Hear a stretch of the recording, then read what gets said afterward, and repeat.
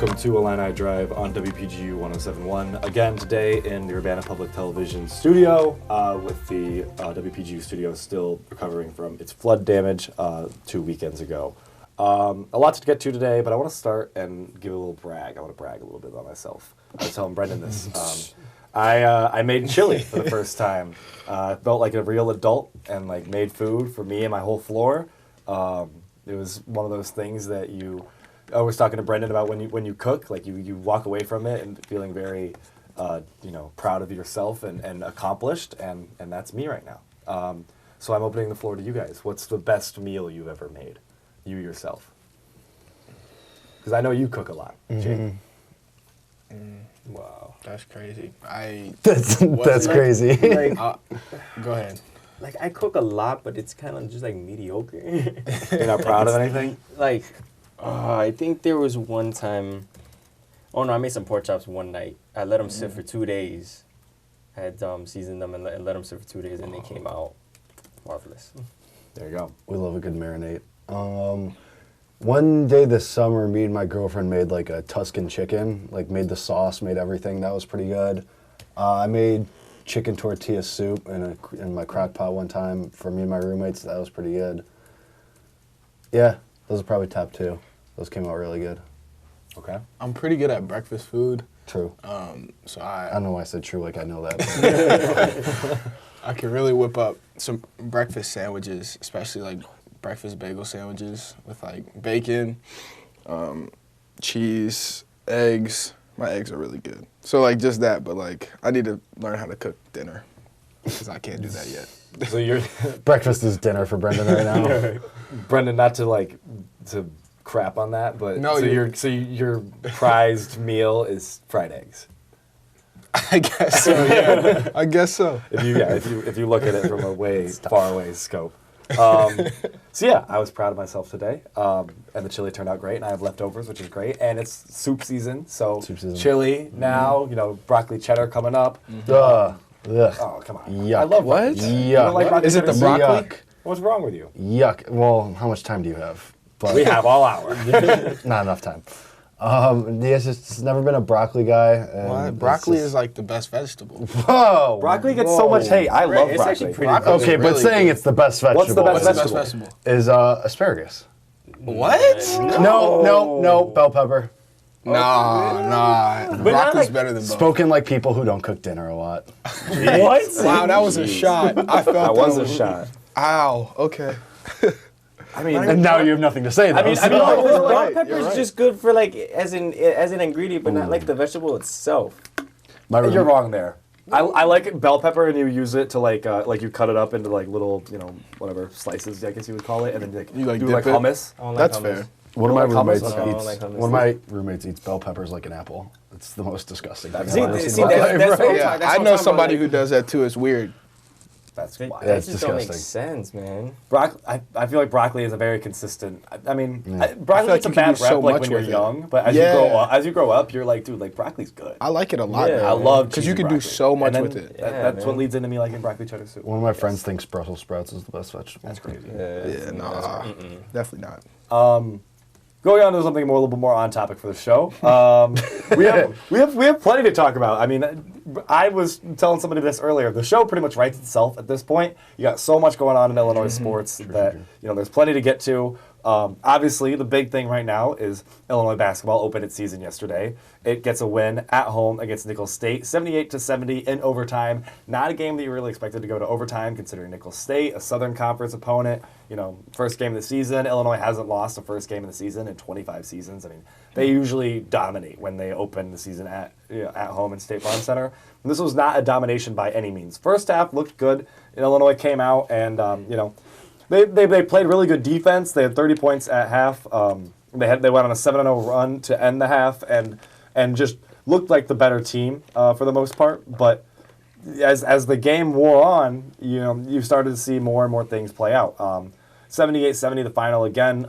Some stats for you. MVP of the game, not even close, Andres Feliz. 23 points, 11 rebounds, 2 assists.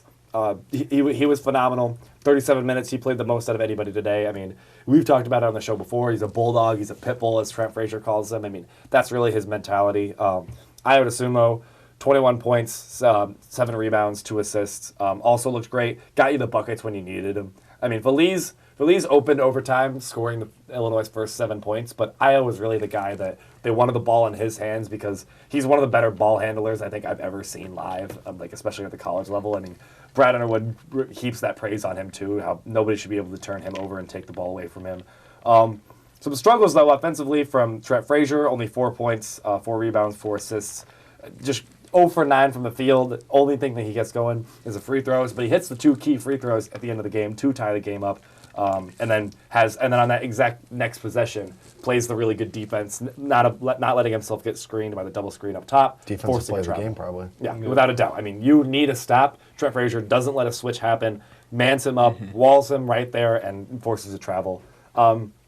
2 guys that looked like underclassmen were Georgie Bashanis-Vili and Kofi Coburn. I mean, 11 and 10 points respectively. Just sort of gentle inside when they needed to be bigger and stronger sort of presences there. But that is what it is. It was. I'm curious what you guys think, because I know Alex, you were there. Brendyn, you couldn't watch the game because on BTN Plus you wouldn't carry. Jake, were you able to watch the game, or were you just following along online? No, I was just following along. From what you've seen, from what you've heard, look at the box score or whatever. Like, what are your guys' takeaways? What's your feeling about this game? I think what was like most concerning while I was following it along was in the first half. Even though they played really good defense, they weren't able to score, and that's something we saw against in the exhibition against Lewis, where that they started off the game and they just weren't able to score. They've played Lewis and Nicholls State, and it's fine to not be able to score and kind of like keep them along in the first half against these teams, but they're playing Arizona next week. So they have to learn how to come out of the gate and be productive with the shots that they get. For me, I think you guys probably saw was just the turnovers. I think it was, 10, 11 turnovers in the first half, and we saw that against Lewis as well. So, I mean, on the offensive end, these guys just got to figure out how to keep their hands on the ball. I mean, you just can't do that. And then another thing, too, for me, I'm kind of basic and fundamental, but, free throws. Oh, yeah. No, yeah, just just make your free throws. They were what? They were 19 for 29 from the free throw line, 65%. Imagine if they made just, a couple more of those, we wouldn't, you probably wouldn't have gone to overtime. But, I mean, for me, it's just, just sort of the fundamentals with this team, I think, for me, is what's... Yeah. Also, Trent Frazier shooting 0 for 9. I mean, obviously, he probably won't continue that, but that just can't happen. Right. To Alex's point, he was consistent at the free throw line, 4 for 4, so that's good. But he showed up when he needed to. Yeah. But my thing with Trent Frazier is that when he struggled, he would try to shoot his way out of it, and then we kind of saw that again. I don't really like that. I mean, obviously he stepped up at the end. He made 2 big free throws, made the defensive play of the game. But I mean, hey, when you can't shoot, don't chalk up 6 3-pointers and expect to get out of a slump, find other ways to score, drive to the basket, set screens, get a little nice jumper, something. I don't mind the 0 for 6 3-pointers because I think only really one of them was a look that I wouldn't like Trent to take. I mean, that's the big thing is that I think that there was only, I think, 2 or 3 total times that I was disappointed with the shots he took. 0 for 9, 0 for 6 from behind the arc, but he was taking, a lot of open looks, and the ball just wasn't falling for him. He talked about, first game jitters and that being sort of along.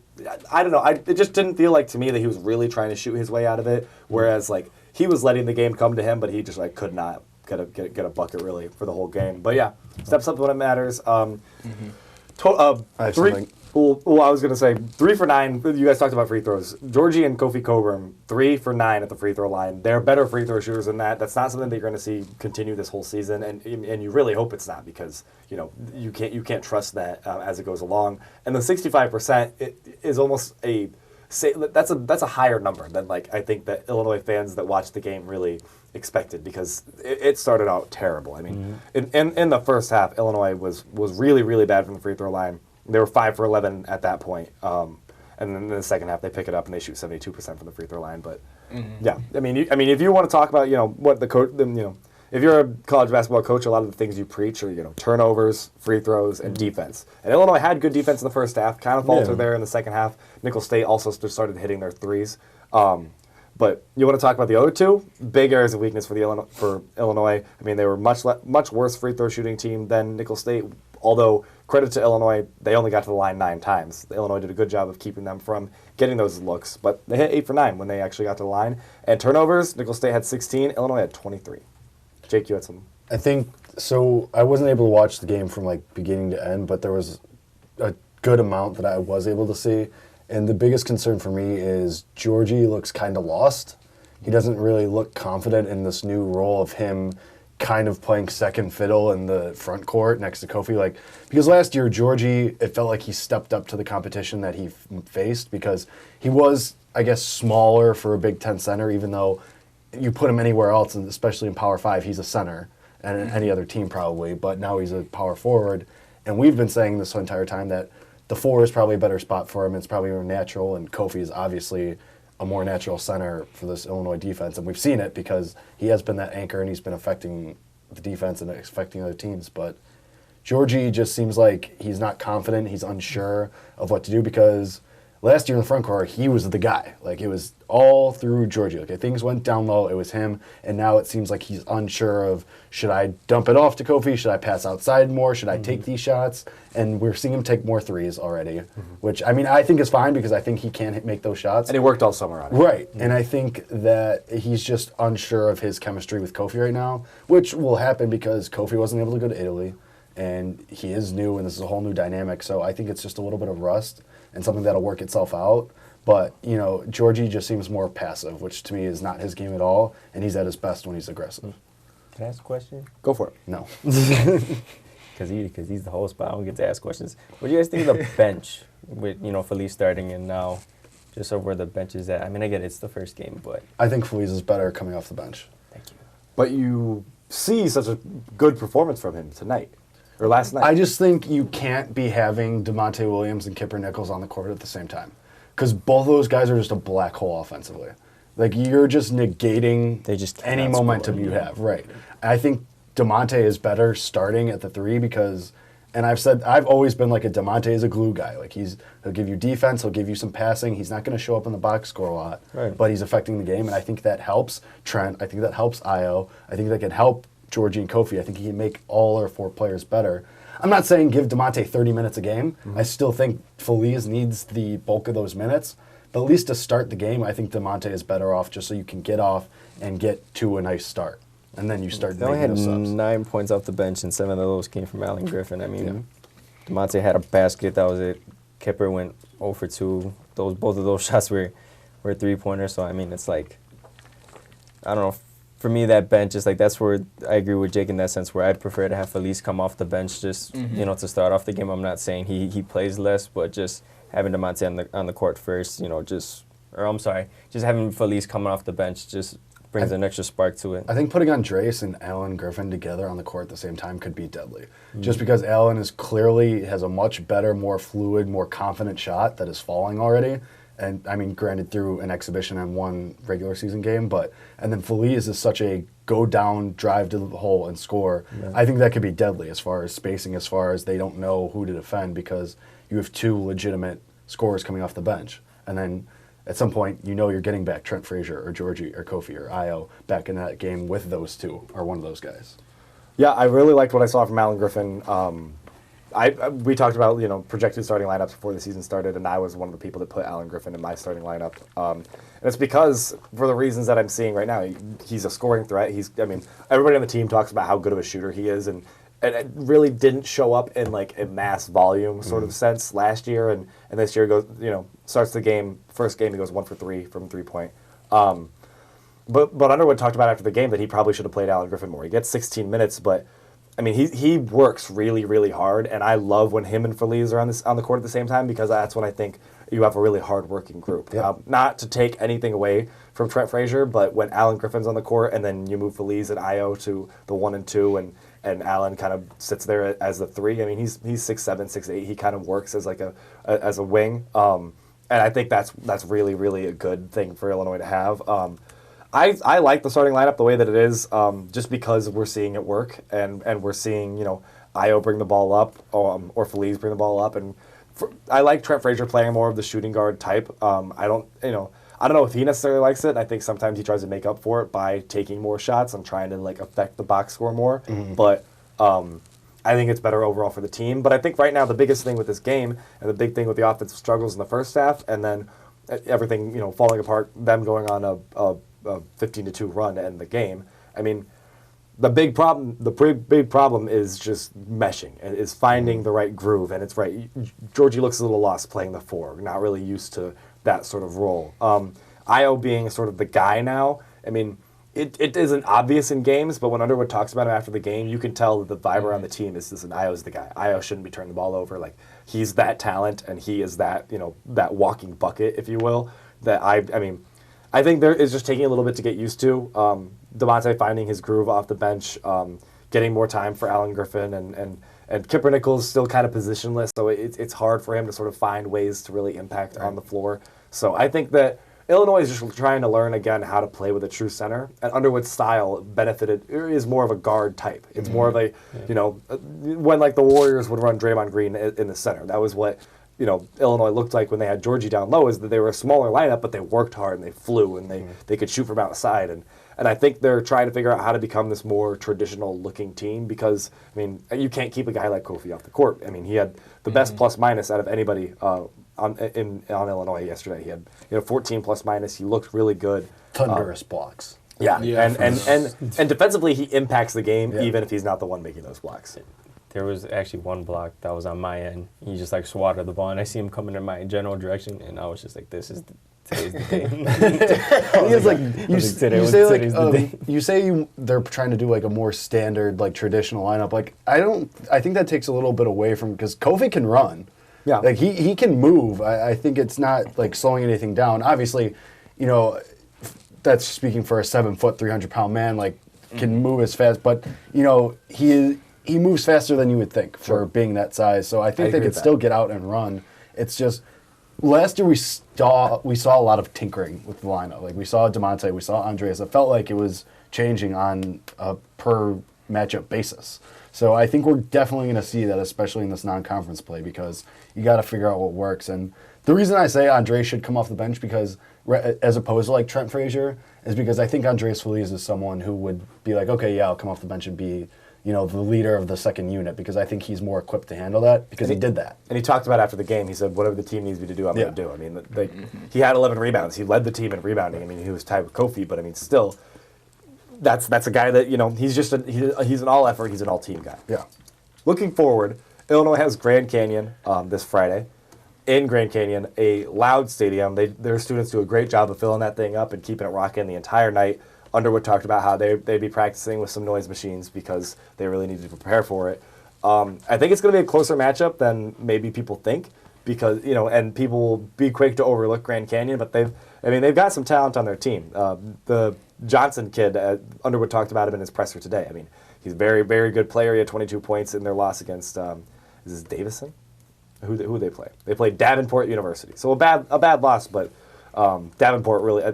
They shot the lights out, and Grand Canyon ran into a buzzsaw. I mean, like it's one of those games that you felt like there was nothing you could do. But what are we looking for? What are we hoping the team learns from this Grand Canyon game, and also the Arizona game? Because we'll be previewing that a little bit too, since we don't have a show between that. This road trip, what are you looking to learn about the Illini, and what do you think that they gain? Well, Arizona's ranked right now still, right? So I think they're probably going to remain ranked going into that matchup, you would imagine, probably. So I want to see how they do because going from Grand Canyon, who, is famously a hard place to play, and, this is a new team. We just talked about figuring out chemistry, tinkering with the lineups, figuring out what works, who works with who best. That's going to be a huge challenge because in a loud environment like that where they're trying to distract you, can you stay focused? Can you get these things done? And then moving on to a ranked team in their building where Arizona also is a tough place to play. So it's two really tough road environments. So do these guys pull it together and do they become tighter and tighten it up, or do they fall apart? Does the game plan, does the communication just fall apart? So I think we're going to learn a lot about this team in these upcoming two matchups.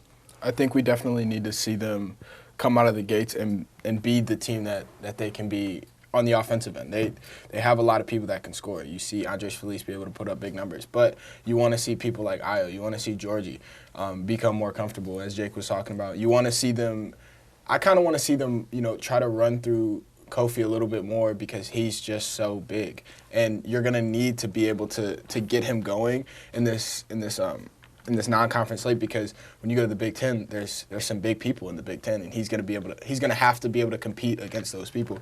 So you just want to see everybody get more comfortable playing with each other, and for them to stop starting the game so slow. I guess for me it would be, I think, just tying into what you're saying, just people meshing well together. I think for me it's just sort of that backcourt of Ayo and Trent. I think, against Nicholls State, this was another instance where we saw Ayo have a decent game, 21 points, 8 for 11. I mean, granted, those 5 turnovers, but he had a pretty solid game.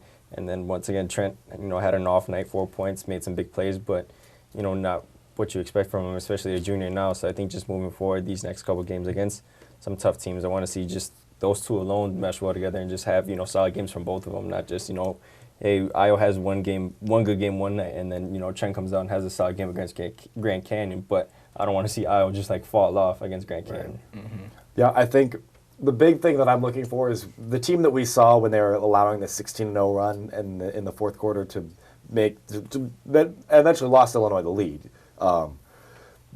If that shows up, if that sort of vibe starts happening, this is a hostile environment. This isn't your home fans. This isn't there was an occasional everybody clapping and getting the energy high again for the players to try to get them to let's go, let's get a bucket sort of thing.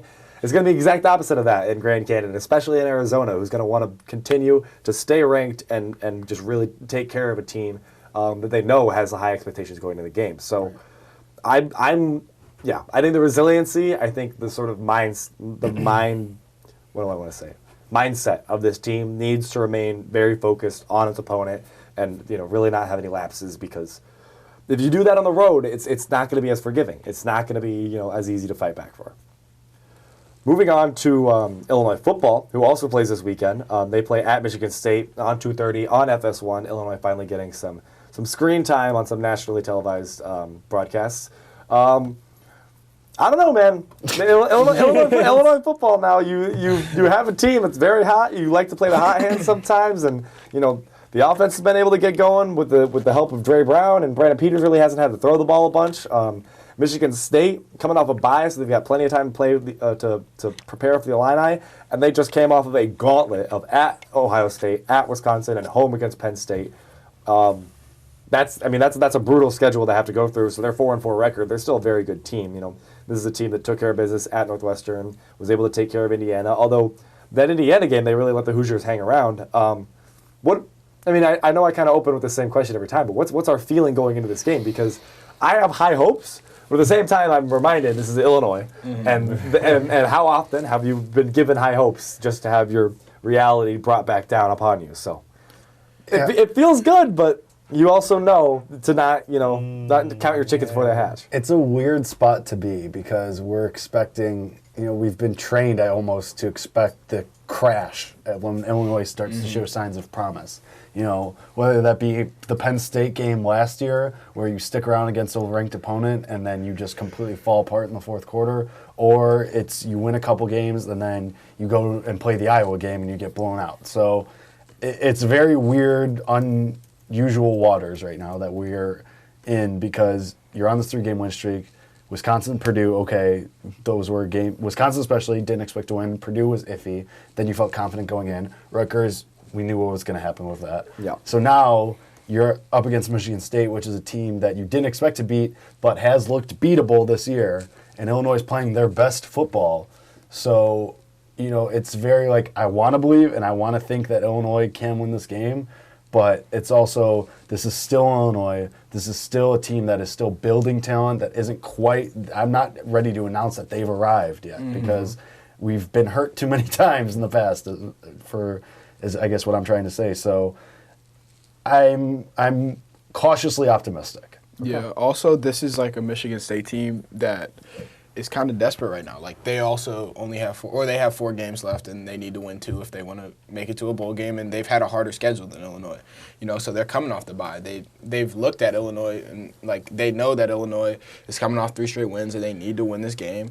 And Illinois really wants to win this game, but yeah, you just have to be cautious as a fan because you don't want to be like, oh, this is a team that is 4-4 and like we're gonna roll over them. But this is still Michigan State. They've lost against 3 ranked opponents, 3 top 10 ranked opponents. Like this is not a bad team at all. They just have a really tough schedule. So you kind of have to have your expectations like right. This is a game that Illinois could very well lose, and it wouldn't be surprising if they lost. So it's what's supposed to happen. Yeah. If as the predictions go.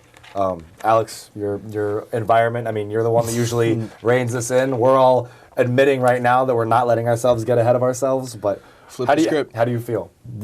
You want me to flip the script? Yeah, no, actually, I'm feeling kind of weary about this one. I don't know. It gives me, I guess, I don't know, memories. It may be a bad comparison, but with Nebraska, I think Nebraska at the time, and granted, we weren't as good as we are now, but it gives me just sort of that vibe of this is obviously a winnable team. I mean, a winnable game.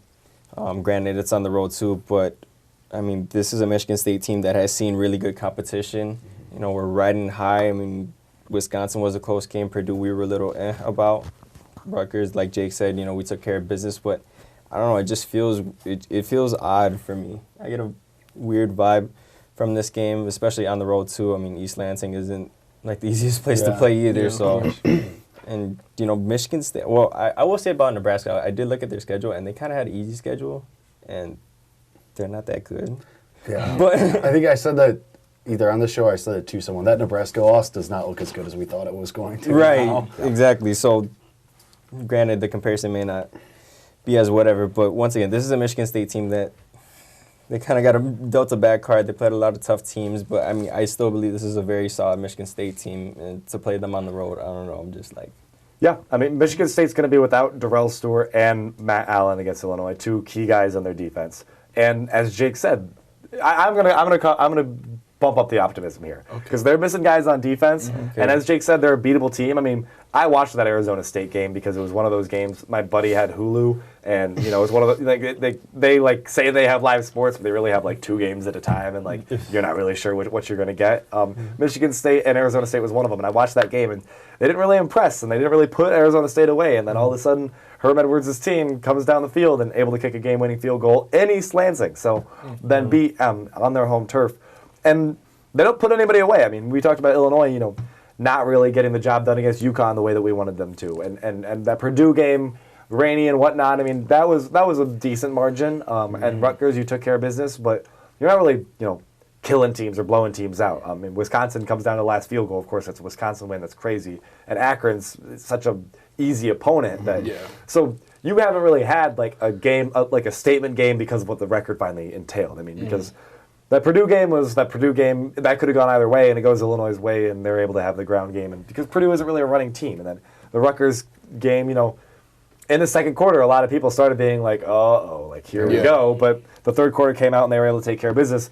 Michigan State's kind of the same way. I mean, their losses, obviously, in the last 3 weeks, all to top 10 opponents. The only thing that's changed, I mean, Ohio State right now is the number 1 team in the nation. Penn State's the number 4 team in the nation, according to the college football playoff rankings. And Wisconsin's number 13, I believe. But their wins, Indiana, 9-point win.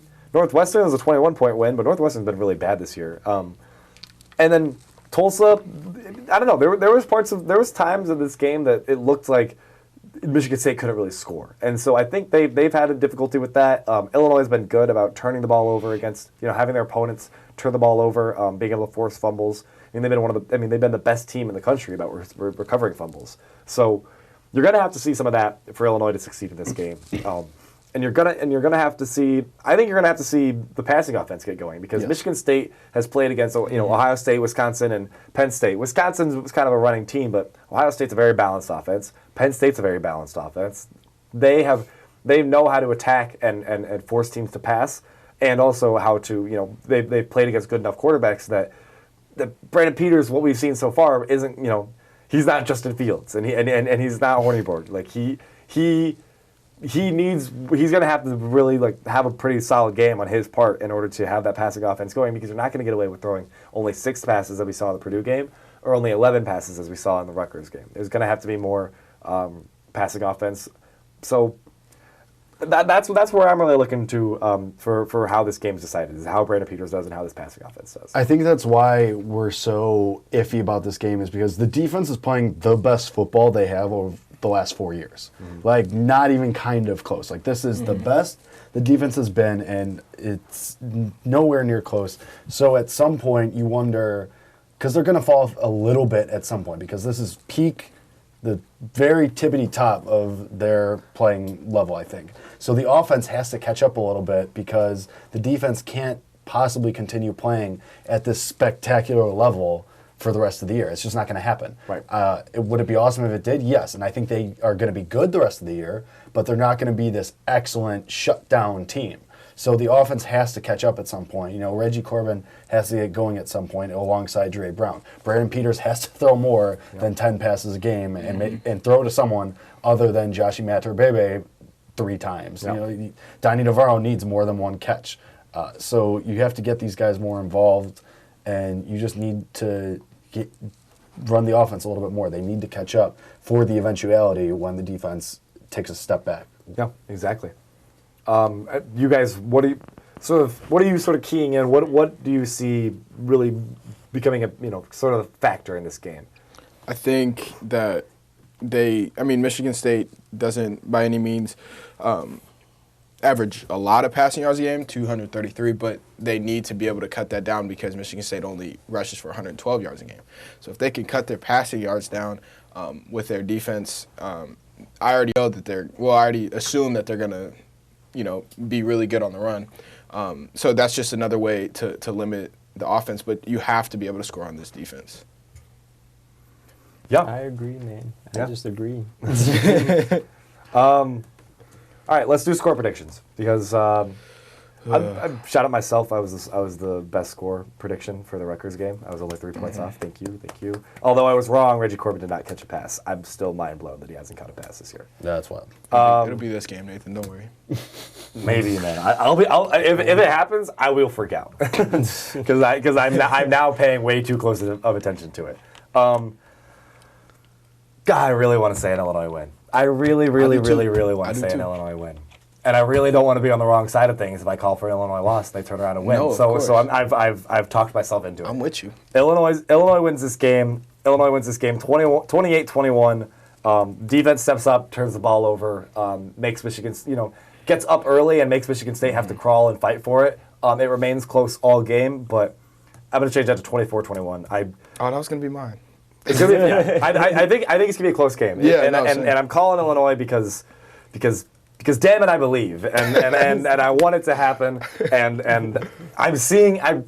I'm confident. I'm seeing a good Illinois team on the field, and I'm seeing a team that is enjoying winning. And I love Lovie Smith saying that they are approaching this as a playoff game with that sort of mentality, that it's a must-win, because why push off the bowl eligibility until later in the season? Go out and win one in East Lansing. I'm all in. Woo! See, now I feel bad. I'm going to go Illinois loses this 24-17. I just think that this is going to be kind of a shock game, like a kind of, and not in the sense that it's shocking, just like a shock to Illinois' system, kind of a rattle the cage game, because I think that Illinois is riding high, and I think they should be well deserved on a 3-game win streak, but I think Michigan State, I think they're missing their starting center and one of their starting linebackers. But I think that it's just something that Illinois I know they're hungry, but I just think, I can't come up with any good reasons. Illinois wins 24-17. Woohoo! Man. I can't, because I want to be I don't want to get too far ahead of myself, but now that I'm talking through it, I can't see any legitimate reasons why Illinois can't win this game. I think just the biggest thing is limiting Michigan State's passing game. And, they're dealing with a reserve center. I don't think people realize that how much the center affects your game. And important. The Illinois defensive line has been playing really well. So, all right, Illinois wins 24-17, flipping it. To go with your point, I talked about Darrell Stewart being out for this game. He's their leader in receiving yards with 694 on the year. He's got 47 receptions. The next closest guy is Cody White with 30 receptions, 399 yards. It's a bit of a gap. Yep, a little bit. All right, I'm in. I was kind of hoping it was going to go 2-2. but Jake flipped on us. Sorry. But I'll go. We're already counting. I already knew he was gonna. You already know Alex. You already know Alex is gonna say they're losing. But I'm gonna say like 28-24. Illinois defense stops Michigan State on a game-winning drive. I don't know how, but they do it. Whether that be a fourth down or a turnover, but they do it. That's my confidence in them. I think because the starting center is out, when you're snapping the ball, that's a lot of timing, and if they don't have timing down, you're going to see a lot of false start penalties from Michigan State. So I think that's just another way that that's going to affect their rhythm. And one of their best receivers is out. So I think that this is a game that Illinois has to take advantage of the injuries that Michigan State has, and they have to win. And then if they win, they're 6-4 with the game against Northwestern. And then it's kind of scary. Yeah. Woo. God, how nice would it have been if Illinois had just finished Eastern Michigan off? Yeah. And How Nebraska. nice would that have been? Well, because that And Nebraska Nebraska game was looks so close. stinky now, too. Yeah. Right. To quote Tommy Paulson. We're stinky. talking ourselves into 9-3 right now. No, No. I don't think we're being Iowa. No, if they were like no.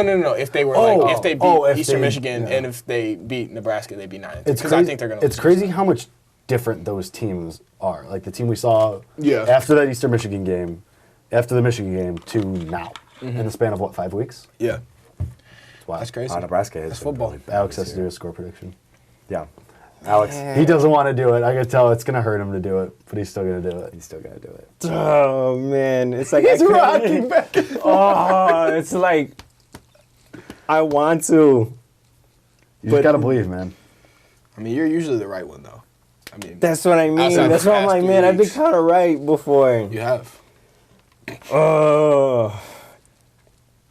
You know what? I'm gonna hate you guys because I'm gonna flip. Flip what? I'm gonna flip. Yeah, give it to me. I'm gonna flip. You stole my score too. I was gonna say 28-24 Michigan State, but I'm gonna roll with the Illini. Do it like There we go. 60-3. I I want it all, Alex. All the way in. No. You know what? No, I take it back. Preposterous. I take it back. 28-21. 28-21. Illinois wins by a touchdown. We're all in on the Illini. Oh man, That's so Don't fail us, scary to Luffy. say. That's so scary. Man, like, One I'm day we're I gonna- One day we're gonna come in so like I just want like so disappointed. and I'm gonna be like, see, I told you guys.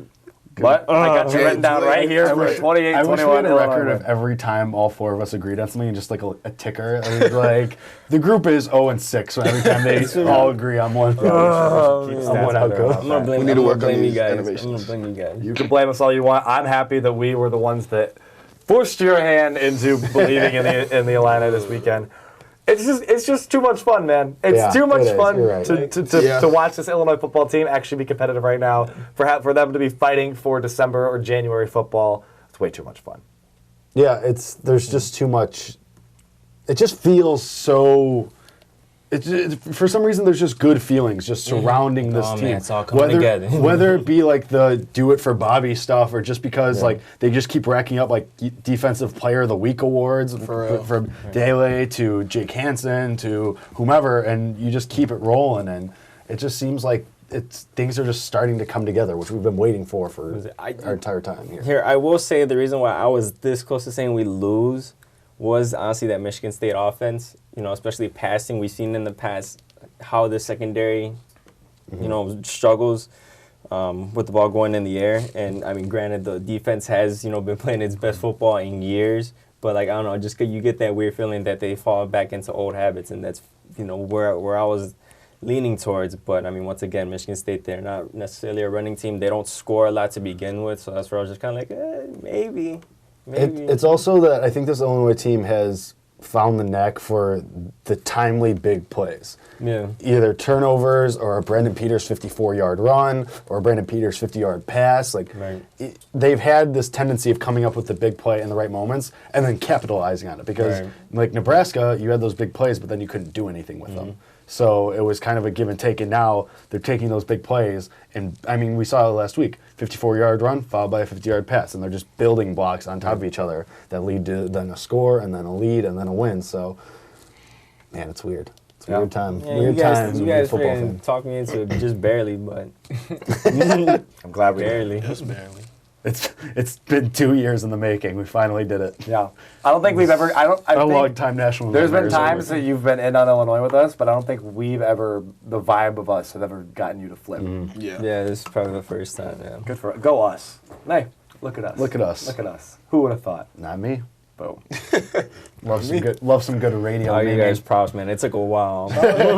Shout out Sean Evans, Illinois grad. True. Yeah, Yeah, that's man, true. little hot one. I watched the. We're gonna get off topic. I watched the hot ones with Nick Offerman, who's an Yeah, he's esteemed also- Illinois alum, and they started talking about like Chicago neighborhoods, I think, or Yeah. like the suburb, Yeah. like because I can't remember if it was Sean or if it was Offerman that was from Minooka, Illinois. I think that's Manuka? Offerman. Yeah, I want to say. Yeah, because Yeah. I think Sean Evans from Evanston. Yeah, Which yeah, is no, you're northern- right. Yeah, which it was, is Chicago and so then they were suburb. like talking about like if it was an exit off of 57 or Yeah. 80. It was kind of cool. It's like I know what they're talking No, about. exactly. Nick Offerman brought up. He asked like what his like favorite landmark on Yeah, I was about Illinois to say campus that. was, Yeah. and he said it was the Japan House. Japan House. If you And he brought up an off Florida Avenue or whatever. yeah, and visit it was it, it's dope. Japan House is dope. it was wild just seeing like the like pictures that like come up on Hot Ones. And it was just like Yeah. there's Follinger, like No, of there's course. Memorial I know Stadium. there's Like I go to class here.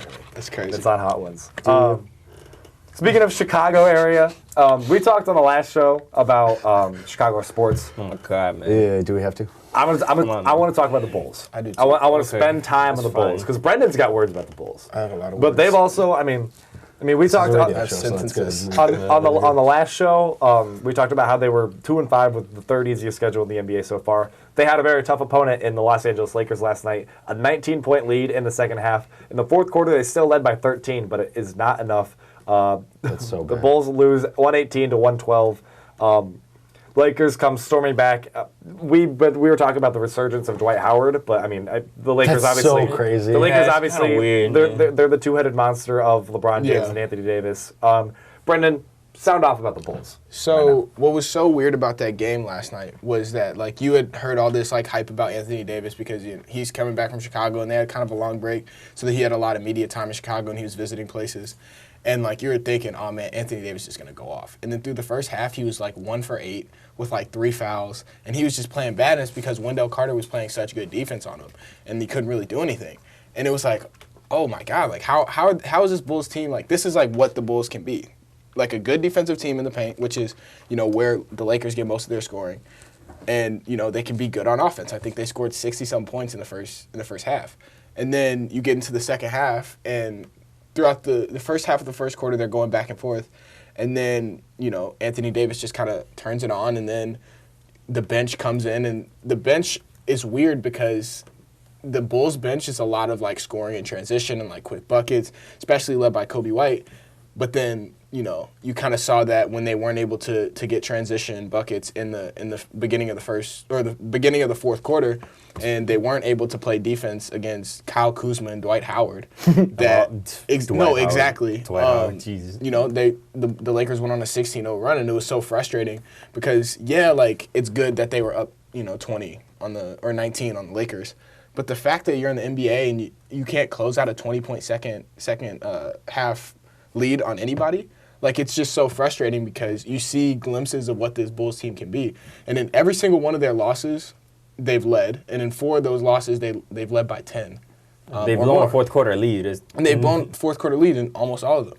And it's just so frustrating because you see what this Bulls team can be, and they're not there. And you don't know what it is. And it's frustrating also because Jim Boylan keeps talking about. See, like for me, that's where I think the problem is. I mean, yeah, he didn't put that's in his really- starters in the beginning of the fourth quarter. He didn't put them in until they were losing in the fourth quarter. It's like I want to develop this bench, dude. You have young guys on that starting lineup alone that still need No, development. of course, exactly. And it's just so frustrating because, I mean, I've said frustrating like 8 times, but that's that's just what it is. Like, I don't know what else to say, except for the fact that this Bulls team should be leaps and bounds better than their record, and they've shown it in games. They should have a winning record, and they should be, a top 6 team, record-wise in the East right now, and they're just not because, they lose these silly games, and they when they're competitive against good teams like the Lakers, they just don't show up in the second half, and it's just, I don't know what else to say about it. I saw a tweet. It was from Bleacher Nation Bulls. Shout out Eli. Shout out Eli. Yeah. It was like either the third, fourth, or fifth time that the Bulls have had a double-digit lead in the fourth quarter and have blown it. No, of which course. is crazy to think about, like a double-digit lead in the fourth quarter, and then you just can't close it out. Like I think it was against Charlotte, against New York, against the Lakers, and I think there was one more in there. It's I think it was Was it Charlotte? Was it Cleveland too? Didn't we? Cleveland. it was Cleveland. It was yeah. Cleveland. So that's the fourth time on. And it's like I don't know what to say because the team like when Wendell Carter's in there, they play really good defense, but it's because all the other guys can like stick on their man in the perimeter, and then Wendell Carter plays good help defense. But when he's not in there, they just look lost defensively. Yeah. And he wasn't in there in the most of the beginning of the fourth quarter. And then when he gets in there, LeBron is already on a roll, trying to win that game back. Everybody's on a roll. Dwight Howard is playing amazing and Kyle Kuzma is playing amazing. And Can't then expect Wendell Carter to shut down. Right, exactly. And then you get these All guys those off the guys. bench who haven't played since the middle of the third quarter, and now they're going against these half bench, half starter guys from the Lakers that are hot and that are rolling. And that rotation just like has probably never played with each other at all. It's just like that's for me. It just falls on Jim Boylen where it's like he has this like weird mentality of just throwing these awkward rotations that probably haven't played with each other. Playing his bench players for some odd reason when you know that they're getting slaughtered. It's not the case. It's not the case where like the other night with Lewis with Brad Underwood and he said like I shouldn't have called a timeout because I wanted to let those guys figure it out. Like, dude, this is your bench. You have a lead. If you see that, especially on top of that, if your bench isn't playing well, then throw on your starters, the guys that got you that lead in the first place. And it's I'm sorry, this bias is coming on. I'm a bad journalist. No, Jim Boylen is just terrible. How has he not gotten fired yet? Because he just they just gave him he got extended over this. he's been saying just weird stuff too. And just it doesn't make weird sense. things. Dude. Last year he was like, last year he came in halfway through the year, and they were really bad as soon as he took over. And then I think it was in February they went like 9-6, and they had like a pretty good month. But then and then in the off season, like he says the right things, and like he makes it seem like this Bulls team is going to be better than what they are, and they have the talent to be that good. That what he was talking about over the summer. But then he's not allowing these Bulls teams this Bulls team to flourish in the like. How are you going to let a team go on a 16-0 run without calling like a timeout and switching out people? That's exactly when you're supposed to call the timeout is when stuff like that happens. Try to get it to stop. And And he's talking about developing the bench, dude. You have a guy like Lauri Markkanen, who's granted very talented, still needs to develop. He does He need has to not develop looked because good. he did not look good at all yesterday. He looked like he was scared to play against Anthony Davis when, he's supposed to be either the 1 or 2 scoring option on this team. And then when you don't want to take shots against people that you need, like if you want to be an all-star, you have to be able to score against all-stars. Anthony Davis, yes, granted, he's one of the best defensive big men in the league. But if you want to be one of the best offensive big men in the league, you have to be able to take it to him. And it looked like yesterday he didn't want to take it to him. And that was just so frustrating to see. And, this loss, yes, it's on Jim Boylen. It's also on Lauri Markkanen. You have to be able, especially in the first half, when you guys are building a lead, you have to be able to take advantage of that, and you have to be able to assert your dominance and get your role going so that when you come back in the second half, you have that basis to go off of, and you need to do that. And I love Lauri Markkanen, but you have to step up if you want this team to be anything that its potential says it can be right now. I haven't said a word yet. I'm sorry. I'm sorry. No. We just I'm not even mad. I just acknowledged that just now. That I didn't even expect to talk that much. I was just like, Yeah, and I mean, But there's like, plenty to be sounding off about the Bulls right now because, as we talked about on the show and as you just brought up, Boylen says all the right things. And then it comes game time. Luke Cornet and Thaddeus Young are playing similar minutes right now. They both played a little over 16 minutes in this game. That's something that you should be doing. Cornet should not be getting that much time. If you're running a 3 big man rotation, it's got to be Wendell Carter Jr., Lauri, and Thad. Thaddeus Young, not and granted, Luke Cornet. Luke Cornet played a little well in the first half, especially defensively. He had some plays on Anthony Davis where he blocked him twice in one possession, which is good.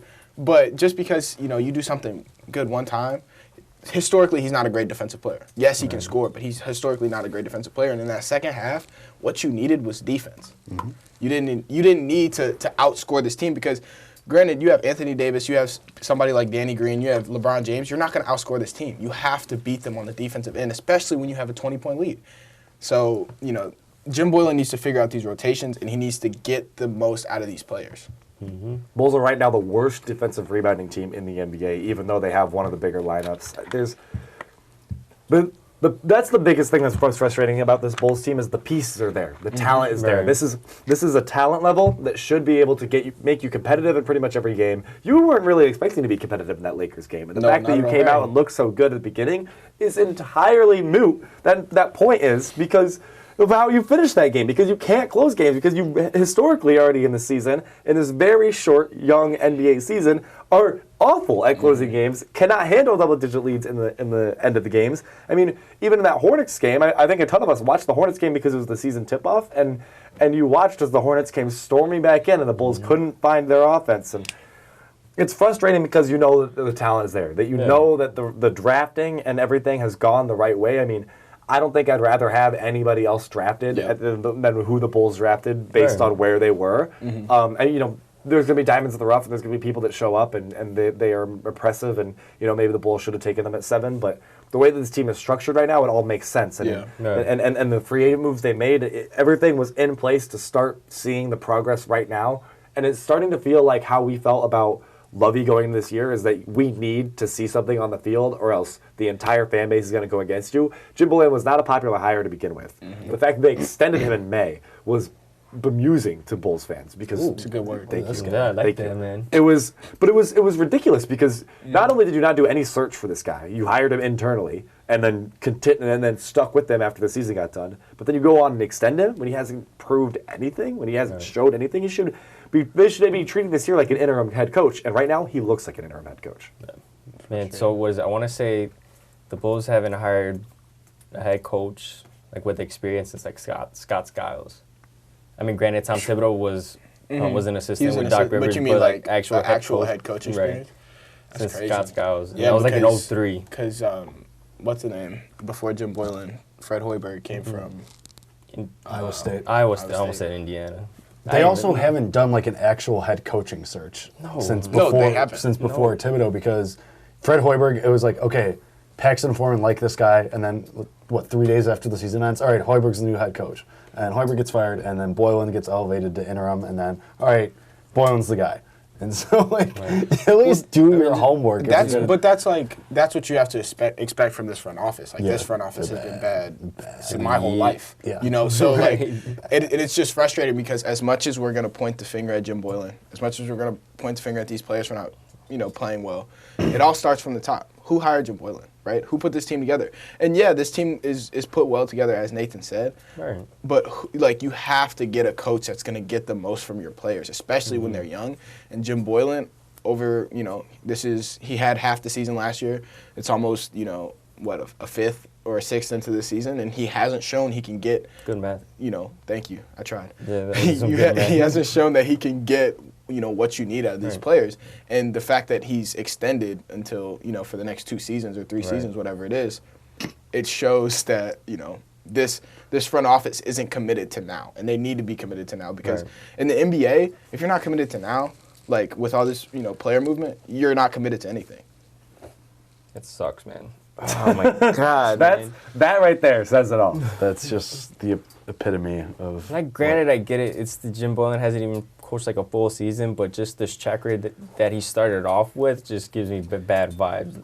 The thing is, this is almost better, though. I mean, I guess this isn't better because you had expectations, but when they were tanking was better than like when they were in basketball purgatory with those like Wade and Rondo teams, where like they were kind of in the playoff picture, but also kind of not. And like from like it's just, 2012 to 2016, it's like the worst place to be in sports. It's like in that middle ground, that gray area. No, and I feel that because like. That was frustrating, definitely, because they'd get like the 4th seed, and then they'd always face like LeBron in the East, right? Yeah, either in the second or third round of the playoffs. So it'd always be frustrating.